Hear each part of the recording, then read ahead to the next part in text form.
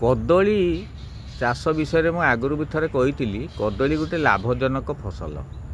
ये जो कदली बाड़ी मु आपन को देखौची मोर गोटे साइड बाड़ी फार्म गोटे साइड रे मु कदली गछ लगे सेठी विभिन्न प्रकार कदली सब रही से G9 ठू आरंभ करी आमर दक्षिण सागर रही जया कदली रही आउ देशी कदली जोगुड़ाक पाटकपुरा चंपा ये सब कदली रही।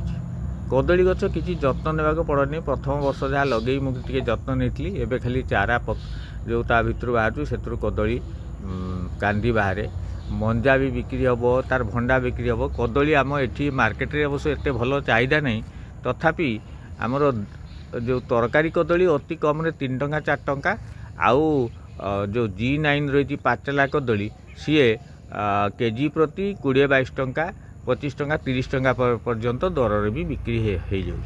आउ जो रोची देशी कदली जिते विभिन्न पर्वपर्वाणी थाए तार बहुत डिमांड आउ से कदली भी धरतु कांदी 300 400 200 250 एमती बिक्री हम।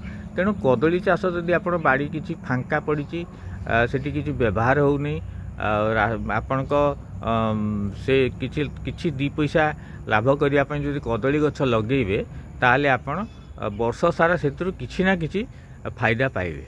आ से कदली पत्र रे जेतेबेले आपण विभिन्न पर्वपर्वाणी समय आपण निजर खाद्य भात खाइले आपन को बहुत बढ़िया लगे बहुत आनंद लगे। पुरी रे आपण सबले देखिबे महाप्रसाद समस्ते कदली पत्र खाते।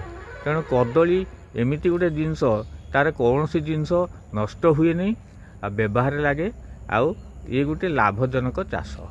तेणु जो मानकर बाड़ी बगीचा फांका अच्छी से कदली चाष करंतु आउ लाभवान हुअन्तु।